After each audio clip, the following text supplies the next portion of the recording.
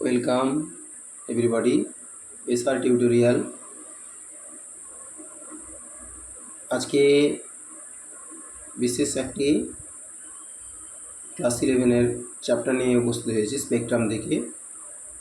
শেক্সপিয়ারের যে নাটকগুলি রয়েছে সেই নাটকগুলির মধ্যে একটি খুব গুরুত্বপূর্ণ নাটক যা অথেলো। অথেলো যে গল্পটি, সেই গল্পটি সম্পর্কে সংক্ষেপে এই ক্লাস 11-এর জন্য কীভাবে সহজে কম সময়ের মধ্যে মনে রাখবে, কোন কোন প্রশ্নগুলো গুরুত্বপূর্ণ, তাই প্রথম থেকে শেষ পর্যন্ত অবশ্যই ভিডিওটিকে দেখবে, শেয়ার, লাইক, কমেন্ট এবং সাবস্ক্রাইব করবে। আমি প্রথমে ক্যারেক্টারগুলো নিয়ে আগে আলোচনা করব। এখানে ক্যারেক্টারগুলো কী কী রয়েছে। প্রথম হচ্ছে ব্রাবেন্ডিও, 1 নম্বর ক্যারেক্টার ব্রাবেন্ডিও। ব্রাবেন্ডিও কে না, ব্রাবেন্ডিও হচ্ছে একজন রিচ সেনেটর।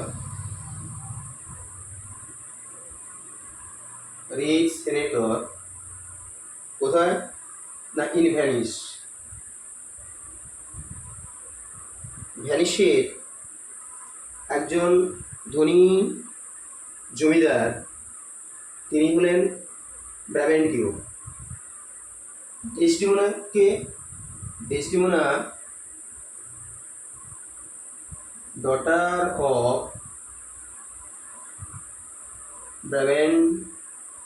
ব্রাবেন্ডিও। ব্রাবেন্ডিওর মেয়ের তার নাম হচ্ছে ডেসডিমোনা। অথেলোকে না, অথেলো এ মূল, প্রথমত বলবো একজন মূল নোবেলম্যান এবং পরবর্তী সময়ে তার সম্পর্কে আর বলবো একজন সোলজার।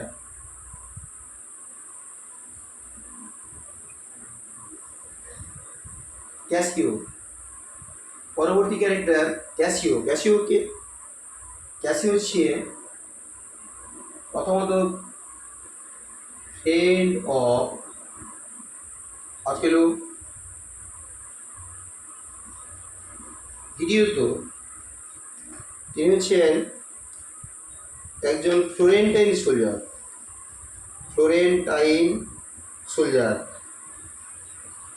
এ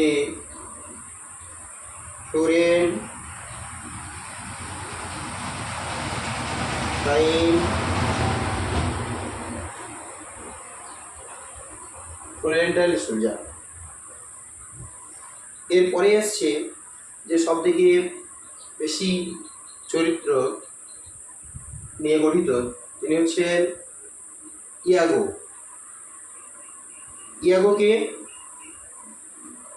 ইয়াগো হচ্ছে একজন ক্রাফটি।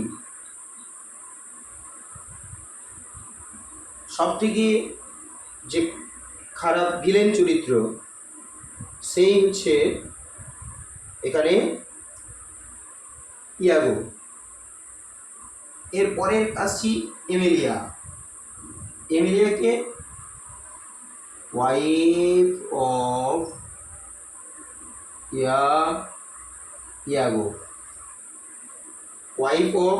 ইয়াগো, যাকে দিয়ে ইয়াগো সমস্ত কাজ করতে পেরেছিলেন। মন্ডানো, পরে ক্যারেক্টার নাম্বার 7 মন্ডানোকে না, মন্ডানো হচ্ছেন একজন উর্দি officer.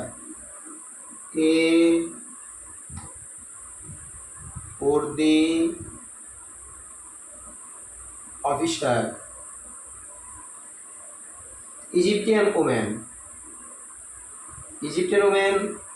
who gave Othello's mother and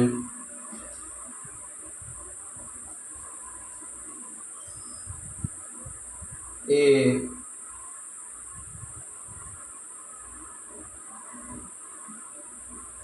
handkerchief. Assassins, আর একটি ক্যারেক্টার রয়েছে অ্যাসাসিনস, যাকে ইয়াগো ইয়াগো কি করেছিলেন? হায়ার ইয়াগো।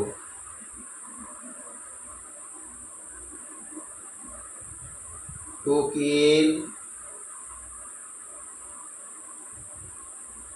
ক্যাসিও। আপাতপক্ষে আমরা এই ক্যারেক্টারগুলো দেখলাম, তার সহজে আমরা জানতে পারবো এরপরে বিষয়টা। ভ্যানিসের একজন বিখ্যাত ব্যক্তি ছিলেন, রিক সেনেটর ছিলেন ব্রাবেন্টিও, যিনি কার অধীনে কাজ করেছিলেন? একজন ডিউক অফ ভ্যানিস। এই ভ্যানিসের ডিউকের অধীনে তিনি কাজ করতেন। তার একমাত্র সুন্দর ফেয়ার ডটার ছিল ডেসটিমোনা। ডেসটিমোনাকে তিনি অনেক ভালো পাত্র দেখানোর পরেও কাউকেই পছন্দ না করে একমাত্র যার জন্য তিনি যাকে পছন্দ করেছিলেন তিনি হলেন অথেলো, এ ব্ল্যাক নোবেল ম্যান সোলজার, যার অ্যাডভেঞ্চারাস স্টোরিজগুলো অথেলোর অ্যাডভেঞ্চারাস স্টোরিজগুলো ডেস্টিমোনাকে মুগ্ধ করত। বাড়ির কাজকর্ম ছেড়ে খুব তাড়াতাড়ি করে অথেলোর গল্প শোনার জন্য ব্যস্ত থাকত। ফলে এই গল্পের মূল কেন্দ্র নায়ক অথেলোর সঙ্গে ডেসটিমোনার প্রাইভেটলি ম্যারেজ সোলেমনাইজ হয়ে যায়। ফলে সেই সময় ইয়াগো যে ক্র্যাফটি, তিনি বিষয়টিকে জানালেন ব্রাবেন্টিওকে। ব্রাবেন্টিওকে জানানোর পরেই ব্রাবেন্টিও তখন ডিউকের কাছে তিনি এই অথেলোর কেসটাকে দিলেন, যাতে করে পানিশমেন্ট দেওয়া যায় কীভাবে সিক্রেটলি তার মেয়েকে ডেসটিমোনাকে বিয়ে করেছে। কিন্তু এমন সময় একটা সমস্যা ঘটল কি না, টাক্স যে তুর্কিরা তারা সাইপ্রাসকে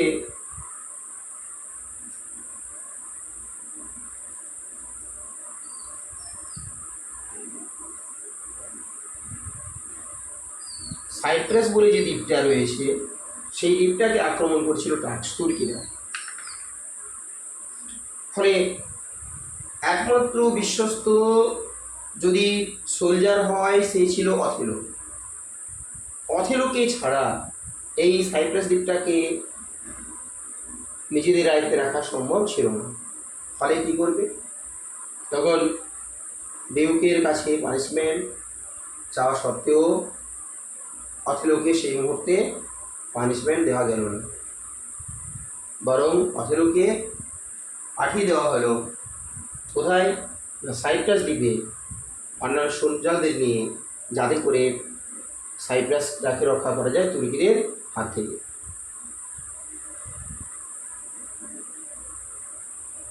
এই মুহূর্তে পরবর্তী যে ঘটনা সেটা হচ্ছে ক্যাসিওর সঙ্গে অথেলোর কী সম্পর্ক না, ফ্রেন্ড, একজন বন্ধু। ফলে তাকে একটা র্যাঙ্ক দেওয়া হয়েছিল, যে র্যাঙ্কটা হচ্ছে সবথেকে গুরুত্বপূর্ণ, যার জন্য ইয়াগো অনেক দিন অপেক্ষা করেছিলেন। তার নাম হচ্ছে লিউটেন্যান্ট, র্যাঙ্ক অফ লিউটেন্যান্ট। এই অথেলো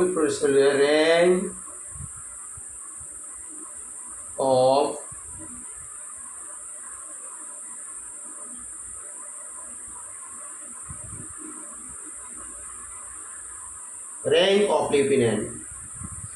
এই র্যাঙ্ক অফ লিউটেন্যান্ট এই পদটির জন্য ইয়াগো দীর্ঘদিন ধরে অপেক্ষা করেছিল, যেহেতু সে বয়সে প্রবীণ, অভিজ্ঞতার দিক থেকেও প্রবীণ, ফলে এটার দাবিদার ছিল। কিন্তু অথেলো ক্যাসিওকে দেওয়ার কারণে সবথেকে বড় সমস্যা, বড় রাগ জন্মালো কার উপরে? অথেলোর উপরে।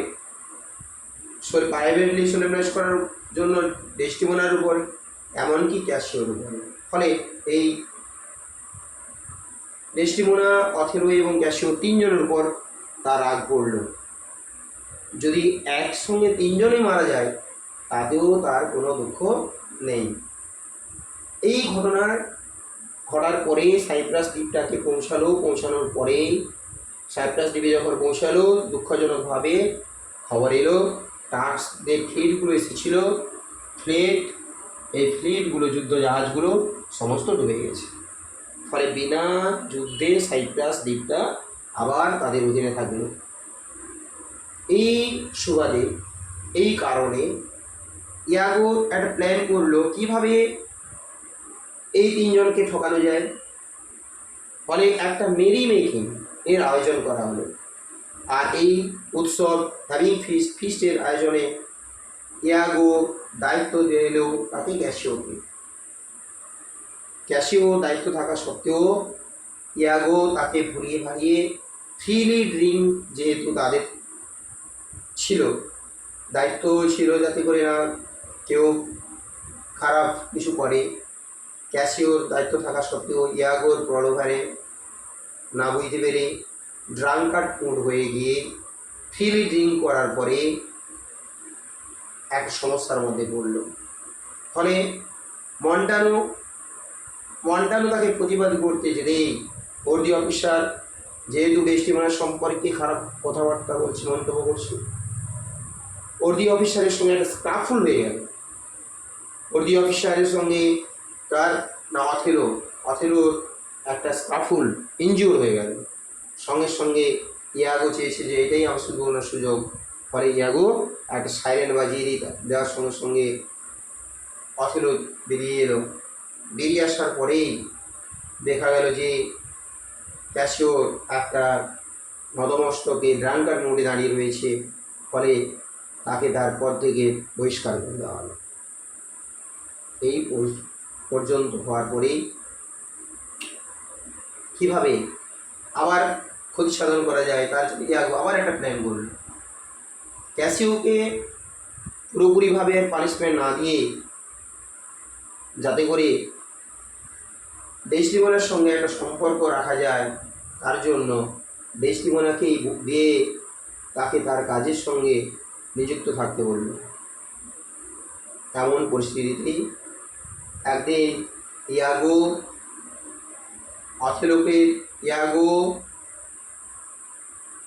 অথেলোকে বলছে যে ক্যাসিওর সঙ্গে বোধ হয় ডেস্টিমোনার একটা খারাপ সম্পর্ক রয়েছে।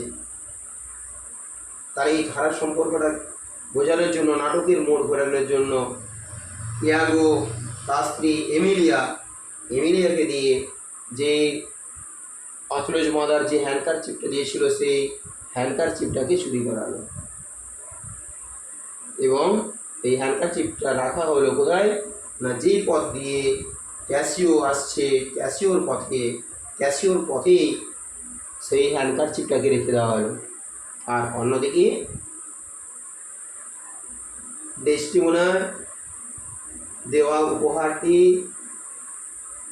দেওয়া উপহারটি যেহেতু ক্যাসিওকে দিয়েছে, ফলে এমিলিয়া চুরি করে সেটা রাস্তায় ফেলেছে। কার রাস্তায় ফেলেছে না, ক্যাসিওর রাস্তায়।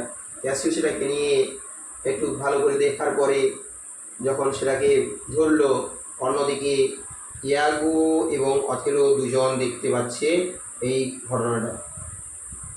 হ্যান্ডকারচিপ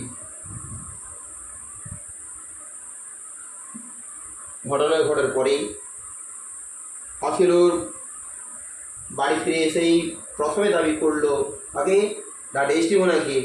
অথেলো দাবি করছে ডেস্টিমোনাকে যে আমার দেওয়া উপহারটি যে হ্যান্ডকারচিপ সেটা কোথায়। হ্যান্ডকারচিপ কিন্তু দেখাতে পারলো না, তার আগেই চুরি হয়ে গেছে, এমিলিয়া চুরি করে নিয়ে গেছে। ফলে অথেলো ডেস্টিমোনাকে কী করলো না, বেড ক্লথ চাপিয়ে তাকে মেরে ফেললো। বেডিং ক্লথ চাপিয়ে তাকে মেরে ফেললো। কিন্তু এমন সময় খবর এলো ইয়াগো ক্যাসিওকে মারার জন্য, ইয়াগো ক্যাসিওকে মারার জন্য একজন অ্যাসাসিনস নিযুক্ত করেছে, ভাড়াটিয়ে একজন অ্যাসাসিনস নিযুক্ত করেছে, যে ক্যাসিওকে মারতে গিয়েছিল, কিন্তু দুর্ভাগ্যবশত ক্যাসিওকে না মারতে পেরে পালিয়ে এসেছে ক্যাসিও কোনো রকম। আর অ্যাসাসিন সেই খবরটি ইয়াগোকে যখন দিতে আসে, ইয়াগো সঙ্গে সঙ্গে অ্যাসাসিনসকে মেরে ফেললো, মেরে ফেললো ইয়াগো। অথেলো গিয়ে জানতে পারলো যে তার পকেট থেকে যে চিঠিগুলো, লেটারগুলো পাওয়া গেল, সেগুলো কারোর সম্পর্কে না, সেটা কেউ লিখেনি, ইয়াগোই কিন্তু সেটা ডেস্টিমোনাকে উদ্দেশ্য করে একবার, আবার অথেলোকে উদ্দেশ্য করে, অথেলো বলছে একবার ক্যাসিওকে উদ্দেশ্য করে একবার, আর ক্যাসিওর ডেস্টিমোনাকে উদ্দেশ্য করে একবার, একই লেখা দুজনেই উদ্দেশ্য করে লেখা হচ্ছে। ফলে সম্পর্কটা যে ডেস্টিমোনার সঙ্গে ক্যাসিওর ছিল, সে সম্পর্ক আলাদা কোনো সম্পর্ক না। অথেলো সেটা বুঝতে পারল এবং সে নিজে তলোয়ারের উপর ঝাঁপিয়ে পড়ে নিজে মারা গেল। এই হচ্ছে অথেলোর অবস্থা। তারে দুজনেই, ক্যাসিও থাকলো, ইয়াগো এমিলিয়েরা থাকলো, ডেস্টিমোনা এবং অথেলো দুজনেই মারা গেল। ভ্যানিস কি চাইবে এইভাবে যে ভিলেন সে বেঁচে থাক? এই কারণে ইয়াগোকে ভ্যানিসের দেও কি বললেন, স্ট্রিক্ট টর্চার, কঠোর শাস্তি দিয়ে স্ট্রিক্ট টর্চার করে ইয়াগোকে মারা হলো। এই হচ্ছে অথেলোর। আমরা অ্যাট এ গ্ল্যান্স গল্পটা শুনলাম, সহজেই যাতে করে মনে থাকে, প্রশ্নগুলোর উত্তরও মনে থাকে, তার জন্য অবশ্যই প্রথম থেকে শেষ পর্যন্ত দেখে চরিত্রগুলোকে দেখবে, প্রয়োজনে সাবস্ক্রাইব করে চ্যানেলটিকে আরও পরবর্তী যাতে ভিডিওগুলো পাওয়া যায় অবশ্যই পাশে থাকবে। Thank you.